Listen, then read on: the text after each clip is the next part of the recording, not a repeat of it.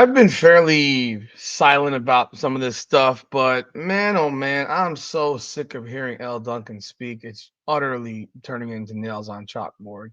She's just tiring, man.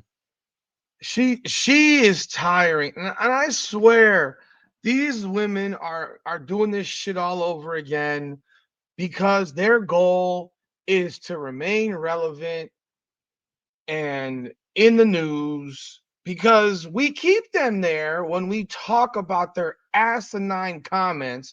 And I gotta believe that at some point, this shit is done on purpose. Because without saying stupid shit, when it comes to Caitlin Clark and saying stupid shit about her fan base, these women are largely fucking irrelevant. And Elle Duncan is the biggest fucking fence. She's the biggest fence rider of them all because at least the rest of them are typically in your face with this shit. But she has been back and forth on a goddamn seesaw over and over again for a year already. It's nonstop. You can look at other comments where she praises the shit out of Caitlin Clark, but then before it's she's a problem with Caitlin Clark. Then it's she praises the shit out of her. She has this Asian dude, I forget what his name is. He's from ESPN as well. He's on Caitlin Clark for sure, but she's praising her, and now she's going back to that other side where it's oh, the Caitlin Clark fans are all racist. Here we go again. The numbers were an anomaly. That's not what y'all said, though. That's not what y'all said. Let's talk about these newest comments from Elle Duncan. And I'm going to show you another video of Elle Duncan so you know who Elle Duncan is. This is Rudy's Rant, her game, her way, women's basketball. Talking facts over feelings. Appreciate y'all coming back on board. Like the video, subscribe to the channel if you haven't done so already, and ring the bell, leave a comment, and let me know your thoughts on this video. I'm trying so hard to stay away from some of this stuff because it's energy sucking. But I gotta talk about it because everyone else is, and honestly, I feel the need to because I'm in the field. I have done her job. Not at the level at ESPN, but I have a degree in what she does. So when I compare some podcasts to other podcasts, I try to keep it the way I was trained. But this shit that she comes off with and these other women on ESPN do, it is not journalism. It is shock jock radio, shock jock podcasting. It's all shock shit. It's all to get attention. Instead of talking about the season, talking about what each team has done, she's on some podcast called the Sports Gossip Show. That's two women that are dressed the same. That my God can't look any more plain. Hey, Elle Duncan, you have an invitation to come on my show when you're ready to do so, and we can have a real conversation. I'm not here to pussyfoot around. We can have a real conversation. You have an open invite to come on my show. Come on, and we can talk about. We'll do it live. Cut the recording bullshit. We will do that thing. Do this thing live, and you can defend everything you say because what you're saying now is just utterly outrageous. But let's talk about it. Let me share this with you. I just need to like hop on a soapbox for a second. Please. Getting a lot of like, because social media has returned to its nasty form, a lot of Really? It's nasty form? Okay. So what's the nasty form of it? I'd love for you to tell me because I get a lot of nasty form coming in my direction no matter what I talk about. No matter I get nasty form a lot. And it's not from the people that you're referring to, Elle Duncan. It's coming from the other people who don't like the person that you don't seem to like very much, Caitlin Clark. Whenever ESPN PR is talking about this year's ratings, and they keep comparing it to 2023. And there is a nice, faction of social media that's like, you're ignoring last year. You're ignoring Caitlin Clark. You're ignoring. But That's exactly what's happened. How can you sit there as someone that works for ESPN and find it okay to compare 2025 to 2023 and not give credit to 2024? How can you sit there as a person that works for ESPN and not give credit to 2024? 2024 happened. That year exists. That year exists. Did it disappear? Did it disappear, Elle? Please let me know. Because 2023, I don't know if you remember it, but that woman on your screen right here, Caitlin Clark, she was 2023 also. She was the beginning. She was the beginning and she was the end. 23 was the beginning of her reign. 24 was the end of her reign. And 25 is because of her reign. And that's the problem. When you ignore it and you act like it does not exist because you're painting a false narrative. You're painting a false picture of reality. It's not true. You never in your life would compare 25 to 20 or why aren't you comparing 25 to 2004 or 2000 or 1995? Why not? Why aren't you comparing it to 2022 before Caitlin Clark got here? Before Caitlin Clark became the thing? Because Caitlin Clark was the thing in 23 as well. So why not just compare it to BC before Caitlin? And BC would be 23 and 24. Very simple. 23 and 24. Go to 22 before she was known and go to 23, 24 and compare everything to 22. Then you're really fluffed up. Oh, the largest blah blah blah blah blah. Get the fuck out of here. Let's continue this dumbass shit. You guys, we knew last year was anomalous. 19 million for the national championship is bananas. 12 million for the Final Four. Not correct. It was 14 plus million for the Final Four. 14 plus million for the Final Four for the Caitlin Clark game versus UConn against Paige Beckers. But y'all thought Paige Beckers was a draw. See, that's the problem. Y'all thought Paige Beckers was a draw. Paige Beckers just went to the Final Four again. She didn't play Caitlin Clark, and she drew 4.1 million. So she had a 10 million viewer drop-off in the Final Four. Why don't you paint that picture the way it is true? Why is it so hard to paint the picture that Caitlin Clark is fucking amazing, that Caitlin Clark major ratings, that Caitlin Clark was the reason that all of this shit is happening. And that's why people are upset. That's why her fan base is upset. This isn't about the podcasters or the individuals who are the nasty people. I am personally upset. I am upset because you're lying. Because what you're doing is dismissing what she did, what she accomplished. And you sitting here saying it was an anomaly. That's not the way y'all made it sound. You made it sound like that women's basketball was going to continue to do this.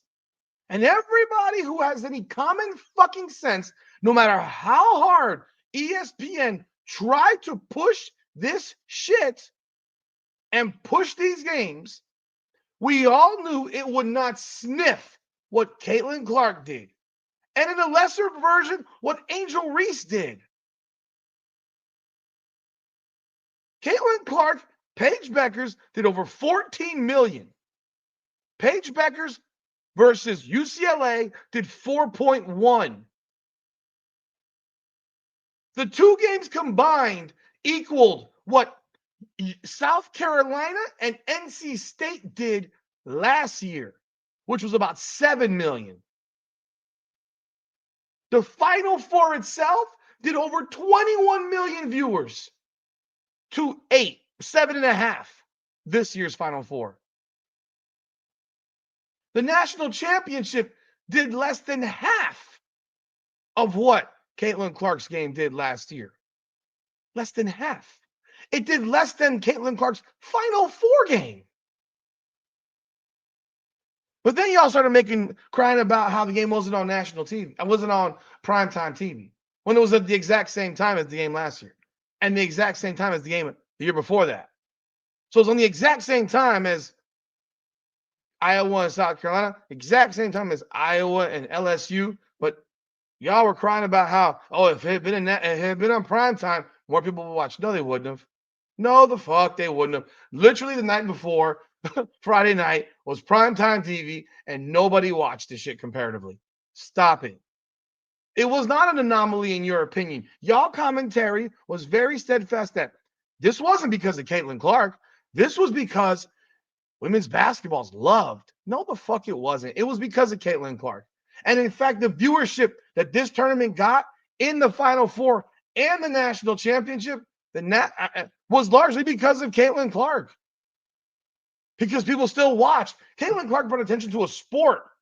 And while we knew, the common sense people knew that it wasn't going to carry over to the next season in the same numbers, there would be some level of people who would continue to watch, which is why y'all were running bullshit numbers all year about how this is the most watched on ESPN women's basketball's ever been. Yeah, because you marketed the shit out of it.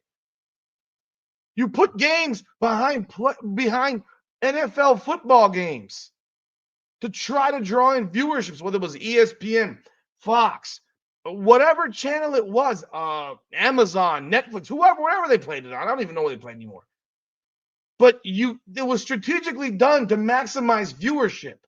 You think the UConn USC game would have done 2 million viewers if it had been on a random 8 p.m. on a Saturday night without having an NFL game right before it? Fuck no. It was done strategically. Like, come on. And you sitting here saying it's an anomaly? We knew it was an anomaly, but y'all were the ones that said it wasn't an anomaly.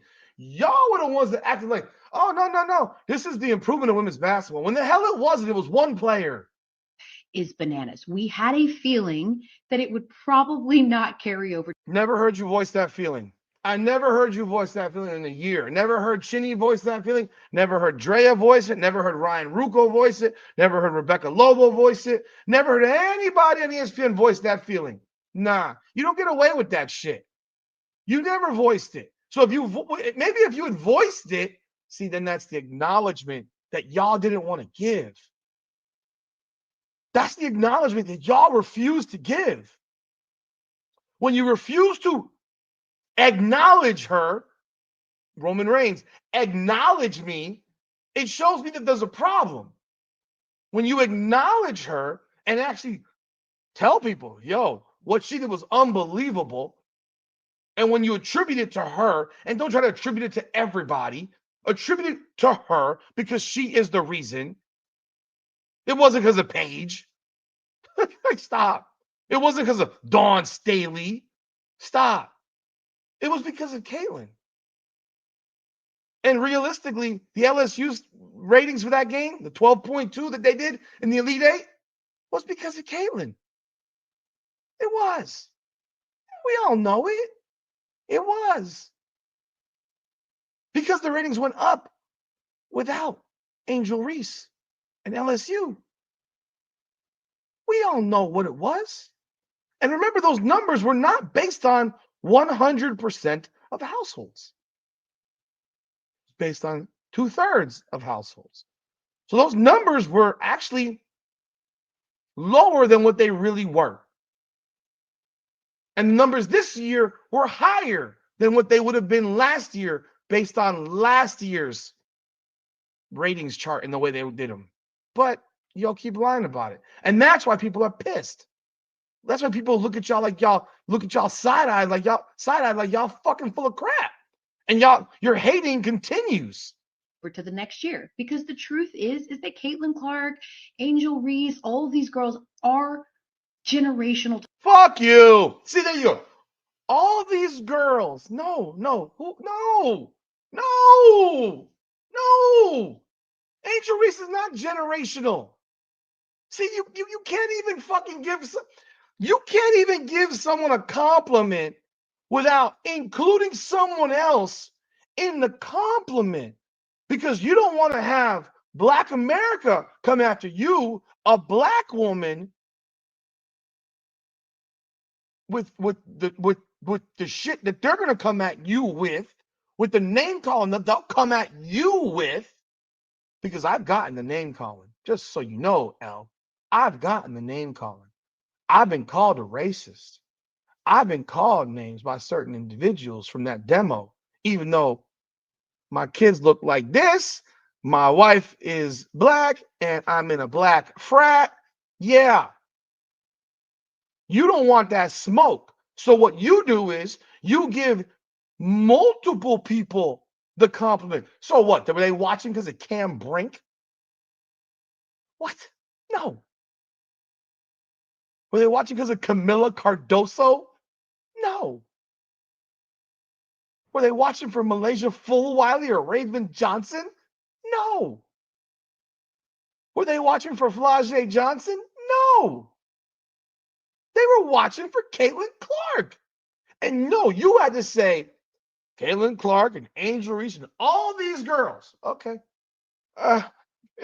That's the reason. Yeah. Again, you can't even give the woman a compliment without adding people to her compliment. Because if you don't, then you know Black Americans are gonna come get your ass, and they're gonna call you out and say that you ain't a Black woman. You're not defending Black women. Type of talents, and Caitlin Clark is like something that we have never seen before. So it stands to reason. Wow, the first true thing she said. That as such, the ratings will be impacted when she is no longer in that space. The reason that we are comparing this year's numbers to 2023 is because before last year, 2023 was setting ratings marks. Yeah, Caitlin Clark did it then too. Caitlin Clark's national championship game outdrew this game. So you tell me. You tell me. It not only outdrew it outdrew by 1.5 million. The 23 game not only outdrew the national championship game from this year, it outdrew by 1.5 million. And that's with 66.66 whatever, 2/3 of the households counted, not 100%. So you want to compare it to 2023. That's why we're doing it. So that's why we're lying. See, that's like, this is the most insane shit I've ever heard. We're lying because if we don't lie, it just proves that she's why. Elle, the reason they got 8.4 million to a 9.8 peak was because of Caitlin Clark. Like, you can't even acknowledge that. And that's what happens when you acknowledge that last year impacted this year, even with a drop off, because we all knew that Caitlin Clark was the why. Caitlin Clark, her Final Four game, her Elite Eight game, they both outdrew. They both outdrew this national championship game. But you're going to compare it to the game that she was in the year before and say these ratings, blase. Get the fuck out of it. Again, the lie. You're perpetuating a lie. You guys are spreading lies. Stop ignoring why this year's ratings mattered, why they were even decent. Let me ask you something, Elle. Let me ask you a real question here, Elle. And maybe, again, you're an open invitation. Come on board. Let's chop this thing up. Let me ask you this. If there wasn't a certain amount of people watching this game, right, because of Caitlin Clark, and you turned on that shit, and it was a 30-point game, would you have left that game on? I know people who literally cover this shit. I know people who literally have podcasts on this stuff who did not watch the national championship, who literally talked about the national championship based off of clips. They did not watch it. They watched clips that they saw online. They did not watch the game. Multiple people who do this. People didn't watch. So imagine the casual person turns this shit on and sees that UConn's up 25 and says, oh, okay, next. Or how about the Final Four? Clicks that shit on. And UConn's up 30. Click off. What are you talking about? People were watching because people actually are still here because of Caitlin Clark. Because if this had been 2022, those ratings, let's go back. Let's take a look back at what 2022 National Championship women's basketball TV ratings. The TV ratings of the national championship between UConn and South Carolina in 2022 was 4.85 million. That's what the ratings would have looked like. Realistically, that's what the ratings would have been. If 23 and 24 had not happened, the ratings for 25 would have been like in 22. They would have looked very, very similar. They wouldn't have been, because while you don't want to acknowledge it, the ratings in 2022 were lower than the ratings like in the early 2000s. I can actually show you that if you want to.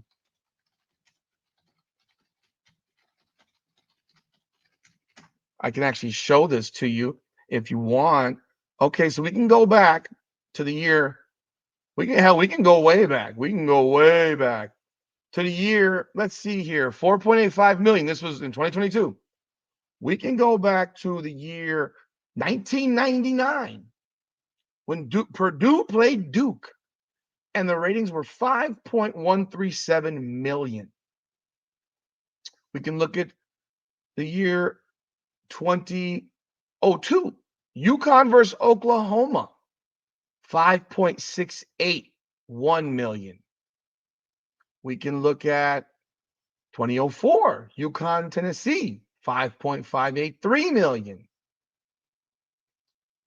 And then you had their ratings that were pretty much in the threes, the twos to the threes.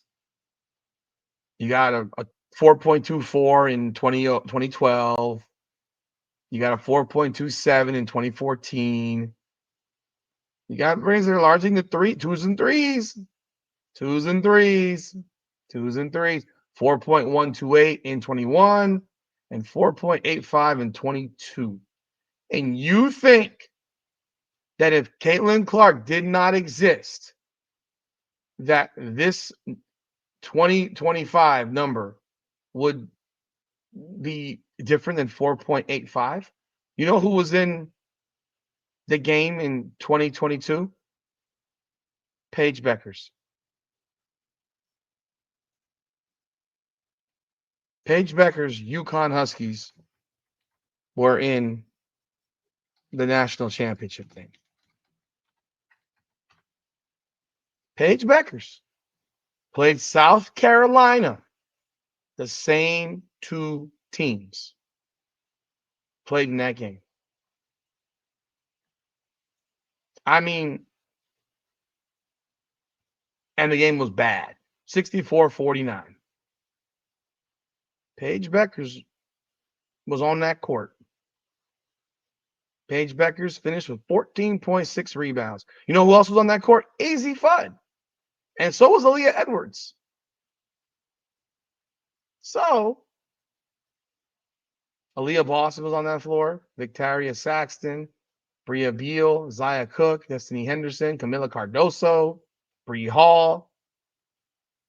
Yeah.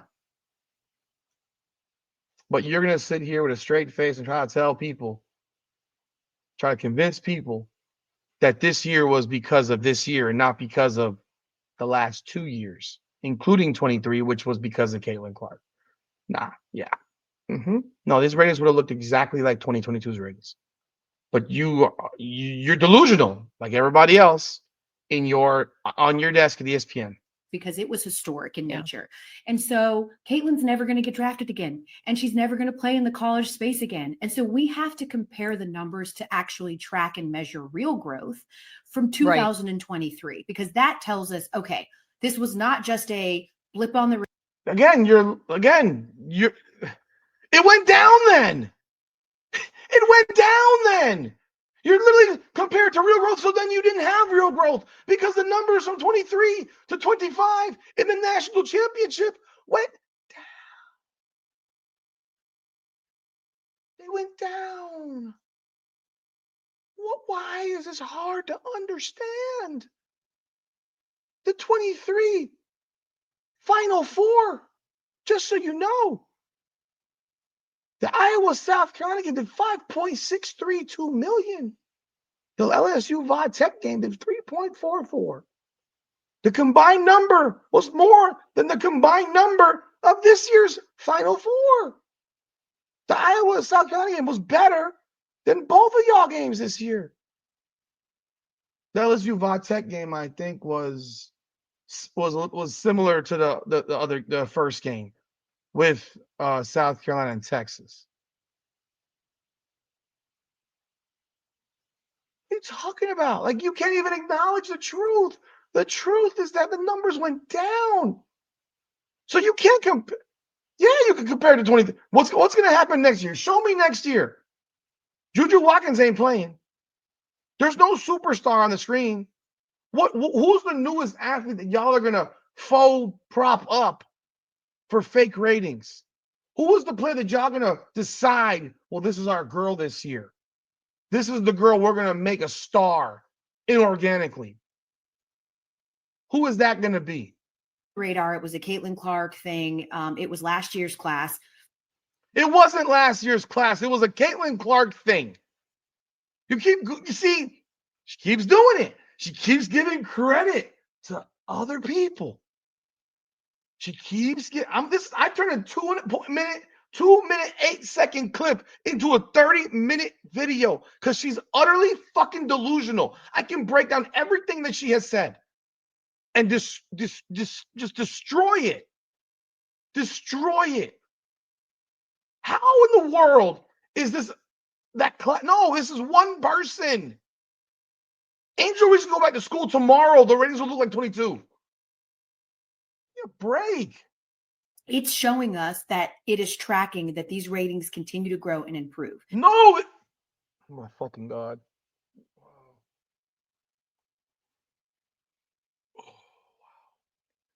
She's slow. She's real slow. And so I hope that people don't feel deflated in any type of way that the numbers this year were not the numbers that they were last year. We all knew that wasn't going to happen, friends. Like, we all knew that. Right. But we are still seeing huge. I mean, our tournament this year, as opposed to 2023, which is the year that we measure, is up 45%. And so she's comparing the entire tournament. See what she did? You see what she just did? She compared the entire tournament. She didn't compare the Caitlin Clark games. She compared the entire tournament. Back in 23, no one gave a shit about the rest of the teams. Nobody gave a shit about them. She's sitting here, again, creating a false story, up 45% from 23. No. The games that matter were down.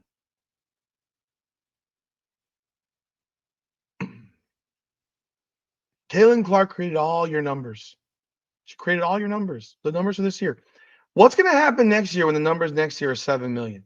I'm going to tell you this. More than likely, it'd be very unlikely that I watch women's basketball tournament the way I watched it this year. I'm telling you in advance. It'd be very unlikely. The storylines are not there. I can tell you that right now. You don't have Juju Watkins playing. Paige Beckers is gone. What are the storylines for 2025-26? What, the South Carolina just added the number one scorer in the country that Dawn Staley will likely ruin? That Hannah Hidalgo will be on a team, and let's see if anyone plays with her.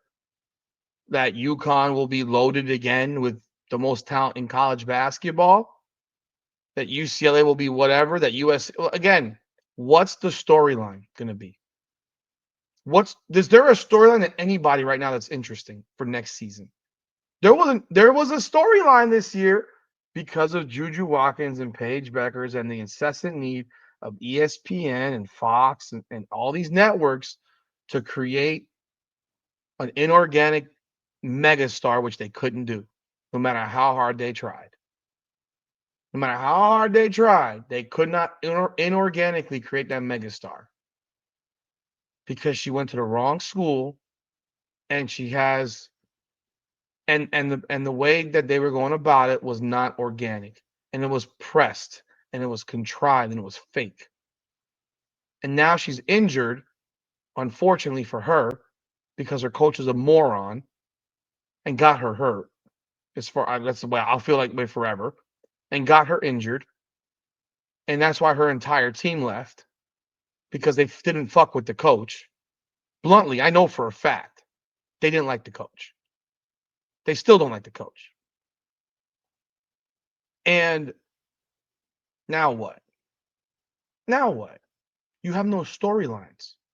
You have no stars to prop up. Are they going to prop up a freshman Jazzy Davidson from USC? Are they going to prop up Sarah Strong? I'm sorry. Sarah Strong's story is not interesting. She has no story. She's the daughter of a freaking former WNBA player who works for the Boston Celtics, or at least she did.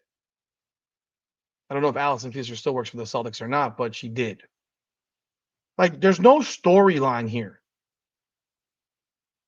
So good luck next year in trying to prop up ratings, because the ratings are not going to be there. You're not going to do 8.4 million viewers in the national championship game. You're not. Mark it down. You're not. Unless there's, and again, there will never be another Caitlin Clark. You're right. There will never be another Caitlin Clark. But you know what? There could be another player that we've never seen before. There's a player out there. There will be a player. Just like we never thought we would see another Michael Jordan again. And while we may not have seen another Michael Jordan again specifically, we've seen a couple that are pretty fucking close. We've seen Kobe. We've seen D Wade. We've seen LeBron.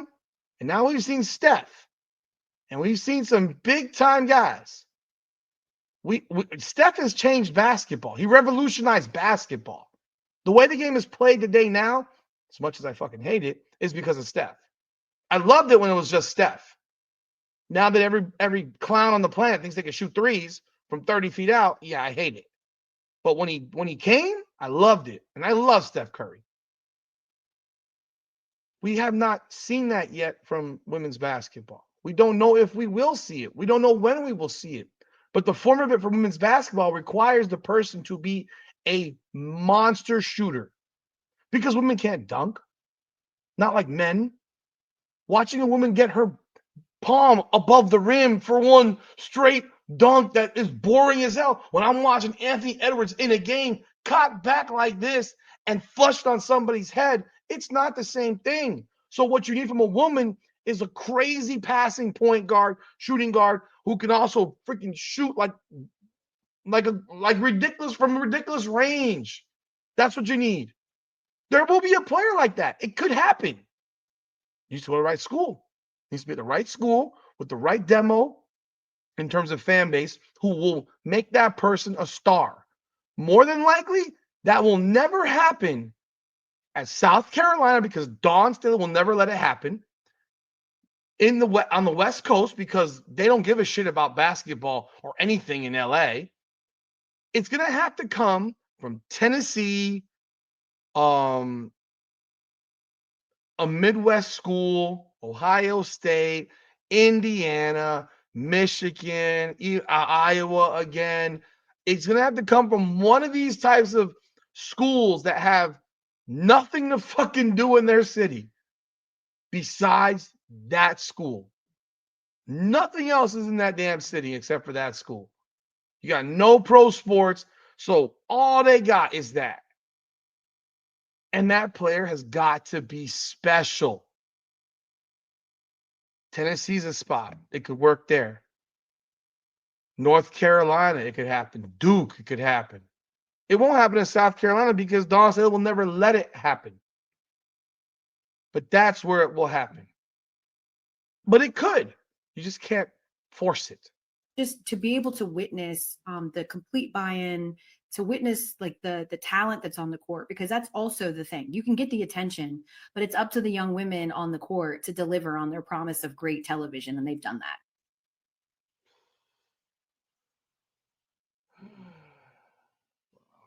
Oh my god. Yeah, man, she's an idiot. Yeah, Elle, you're an idiot. Oh, by the way, this is the same Elle Duncan.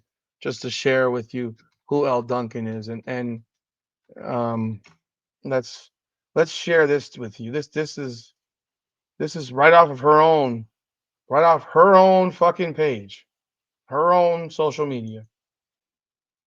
Now I want you to tell me what you think of this, because I know that I don't know that you should be doing this crap on the set of ESPN with this type of music, but that's just my opinion. I may have to blur the music out.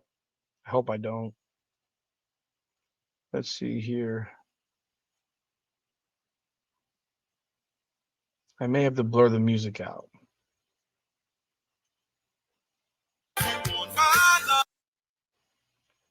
Boogie. I blurred it out because I don't want to have it pulled off and demonetized. But tell me why Elle Duncan is dancing like a fuck. I mean, get the fuck out of here. You tell me that this is the person here who's talking. Like, why are they doing this? If men did this shit, we have a problem. They're at work, right? Hey, I'm being a killjoy now. They're at work, right? And she grinding the ground hard. She's doing it way more than Andrea Carter and freaking Chinea Gumake. She is really humping. She's grinding the ground there, bro. Bro, she's putting it in.